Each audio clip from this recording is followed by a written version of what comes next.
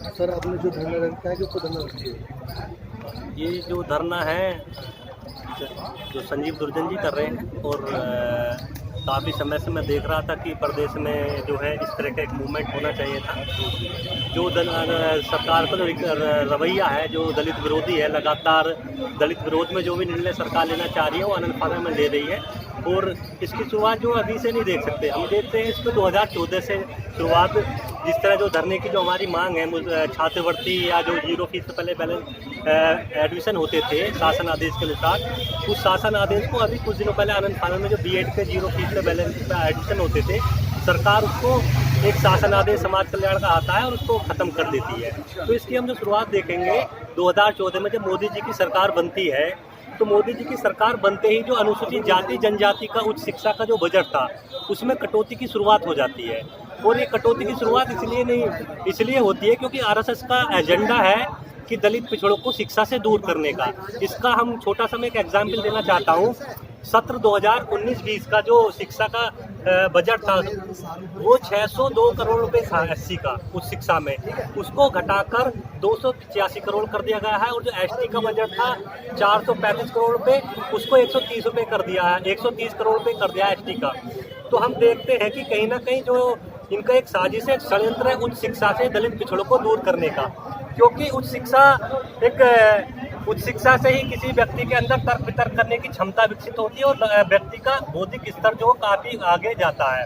और बाबा साहब एक बात कहा करते थे कि शिक्षा एक शेरनी का दूध है, जो जितना पिएगा उसको उतना दहाड़ेगा। और मैं अब बात करना चाहता हूँ, इस तरह के आंदोलन लगातार पूरे प्रदेश में हो रहा है और संजीव भाई जो लगातार 18 दिन से कर रहे हैं और 8 दिन से भूख हड़ताल पर बैठे, और सरकार का कोई भी अधिकारी, कोई भी ऐसा व्यक्ति नहीं आया जो इनकी बात सुनकर सरकार तक मैसेज दे सके। क्योंकि हमारा देश का जो संविधान है वो अभिव्यक्ति की आज़ादी देता है हमको, जो भारत के संविधान के अनुच्छेद 19 में दी गई है। और यही हमारे लोकतंत्र की खूबसूरती है। वो खूबसूरती क्या है? अभिव्यक्ति की आज़ादी। और जो अभिव्यक्ति की आज़ादी हमारे संविधान में शायद इसलिए भी रखी गई होगी, जहाँ तक है मेरा अपना पर्सनल व्यू है संविधान निर्माताओं ने, कि जो सरकार जन सरोकार रखने वाले मुद्दे को लोगों के हितों को प्रभावित करते हो, या देश की बहुत बड़ी आबादी को लोकतंत्र में अपना अभिव्यक्त करने की बात अगर रखने का मौका मिले सरकार की जन विरोधी नीतियों का, तो इसलिए अभिव्यक्ति की आज़ादी है।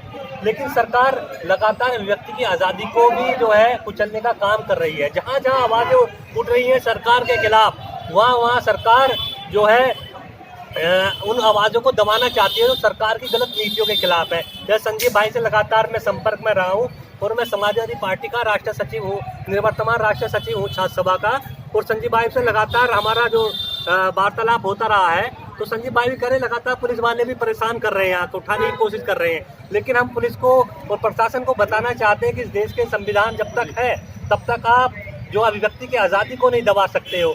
और मैं एक बात और बताना चाहता हूँ उस निकम्मी जुल्मी सरकार को, कि ये जो अभिव्यक्ति की आज़ादी के साथ साथ देश के लोगों को एक अधिकार और इस देश के संविधान में दिया गया था, और वो संविधान में जो अधिकार है वो मत का अधिकार है।